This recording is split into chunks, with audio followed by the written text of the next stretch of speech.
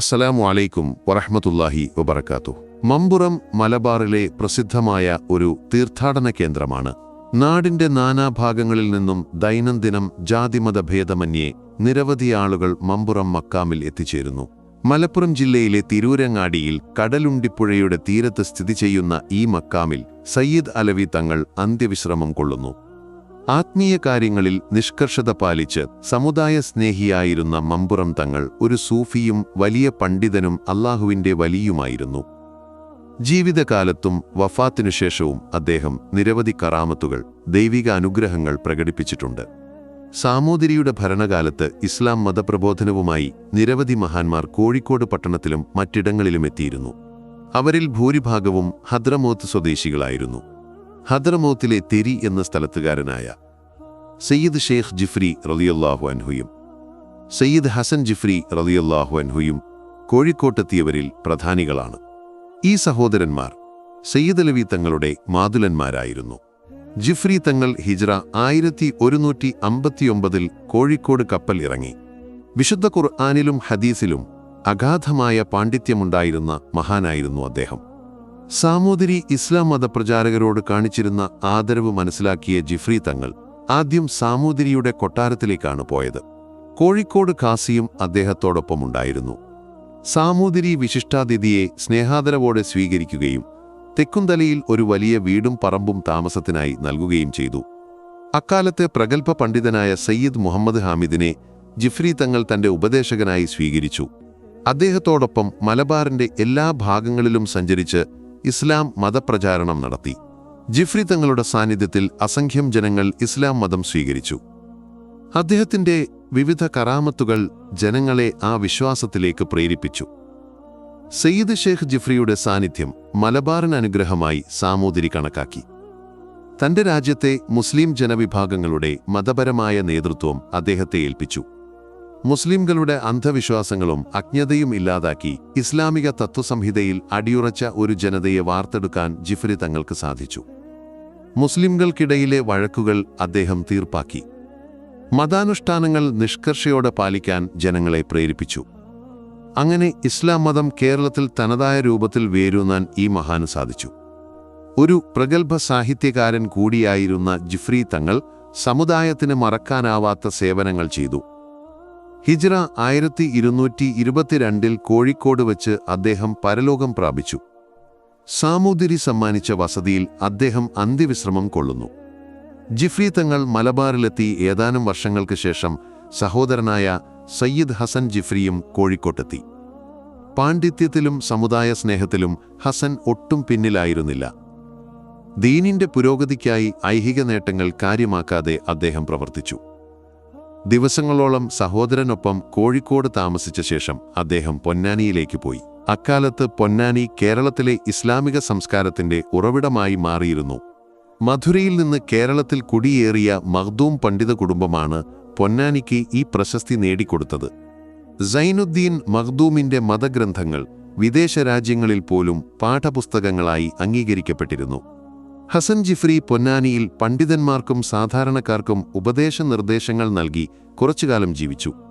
ഹസൻ ജിഫ്രിയെക്കുറിച്ച് കേട്ടറിഞ്ഞ തിരൂരങ്ങാടിയിലെ അന്നത്തെ ഖാലി ജമാലുദ്ദീൻ മഖ്ദൂം പൊന്നാനിയിലെത്തി അദ്ദേഹത്തെ തിരൂരങ്ങാടിയിലേക്ക് ക്ഷണിച്ചു.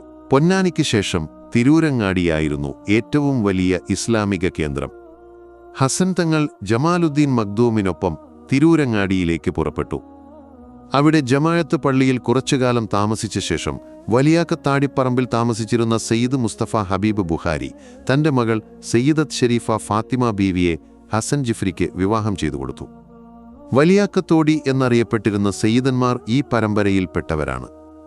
അല്പകാലം സയ്യിദ് മുസ്തഫ ബുഖാരിയോടൊപ്പം താമസിച്ച ശേഷം ഹസൻ ജിഫ്രി തങ്ങൾ കുടുംബസമേതം മമ്പുറത്തേക്ക് താമസം മാറ്റി. കടലുണ്ടിപ്പുഴയുടെ തീരത്ത് സ്ഥിതി ചെയ്യുന്ന ആ കുഗ്രാമം തിരൂരങ്ങാടി മഹല്ലിൽപ്പെട്ടതായിരുന്നു. മമ്പുറത്തെ വീട്ടിലെ തറയിലിരുന്ന് അദ്ദേഹം മതപ്രബോധനം നടത്തി. ജാതിമത ഭേദമന്യേ ധാരാളം ആളുകൾ വിവിധ ഉദ്ദേശങ്ങളോടെ ഹസൻ ജിഫ്രിയെ സമീപിച്ചു. ഓരോ ദിവസവും ധാരാളം സമ്പത്ത് അദ്ദേഹത്തെ തേടിയെത്തി.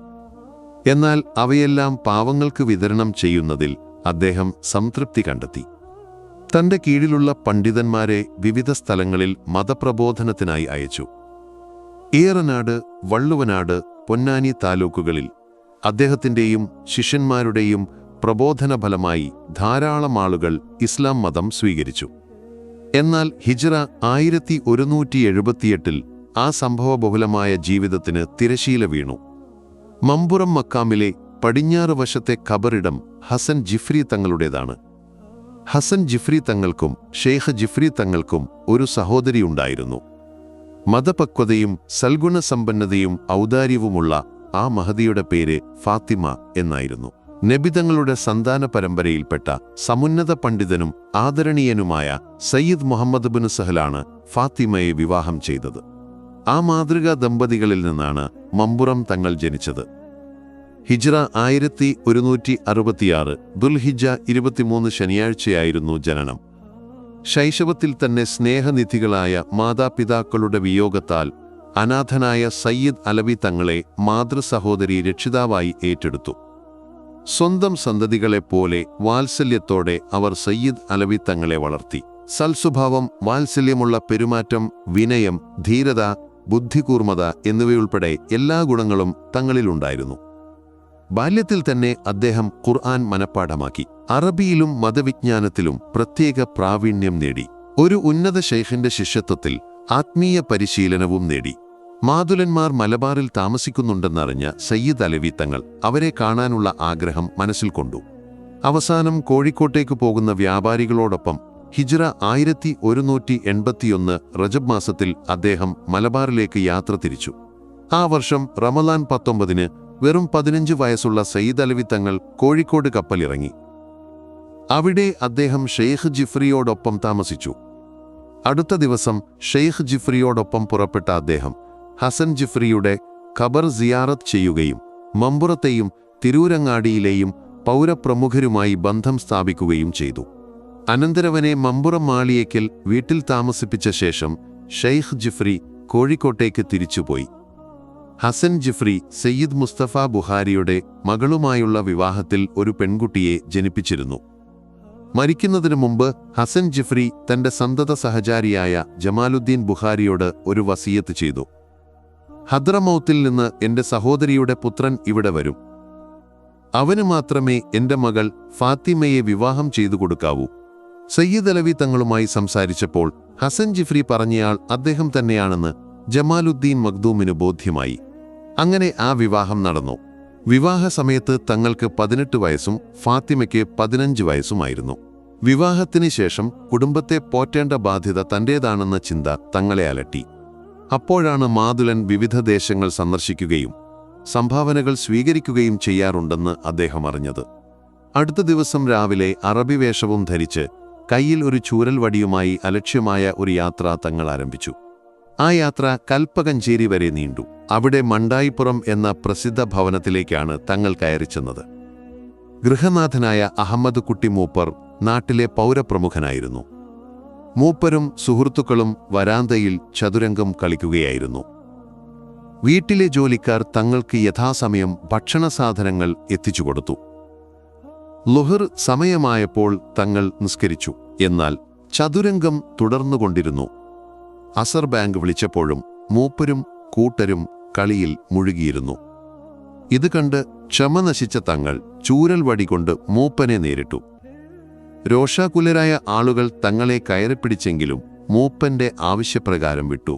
താൻ സാധാരണക്കാരനല്ലെന്ന് മൂപ്പന് മനസ്സിലായി. താങ്കൾ എന്തിനാണ് എന്നെ അടിച്ചത് എന്ന് മൂപ്പൻ ഭവ്യതയോടെ ചോദിച്ചു. ഒരു തിന്മ കണ്ടാൽ ബലം പ്രയോഗിച്ച് തടയണമെന്നാണ് എന്റെ കർത്തവ്യം. 2 നിസ്കാരങ്ങൾ നിന്ദിച്ചുകൊണ്ട് നിന്ന് കളിച്ചതിനാണ് ഞാൻ അടിച്ചത് എന്ന് തങ്ങൾ മറുപടി നൽകി. പിന്നീട് വെറും കൈയോടെ വീട്ടിൽ നിന്ന് ഇറങ്ങി നടന്നു. തങ്ങൾ വെറും കൈയോടെ പോയത് മൂപ്പന് വലിയ വേവലാതിയായി. തോണി നിറയെ ഭക്ഷണവിഭവങ്ങളുമായി മമ്പുറത്തെത്തി അദ്ദേഹം തങ്ങളോട് മാപ്പ് പറഞ്ഞു. അങ്ങനെ സയ്യിദ് അലവി തങ്ങളുടെ പ്രശസ്തി നാടൊട്ടുക്കും പരക്കാൻ അധികകാലം വേണ്ടി വന്നില്ല. എന്ത് തെറ്റ് കണ്ടാലും ഉടനെ തിരുത്തുന്നവരായിരുന്നു മമ്പുറം തങ്ങൾ എന്ന് ഇതിൽ നിന്ന് മനസ്സിലാകുന്നു.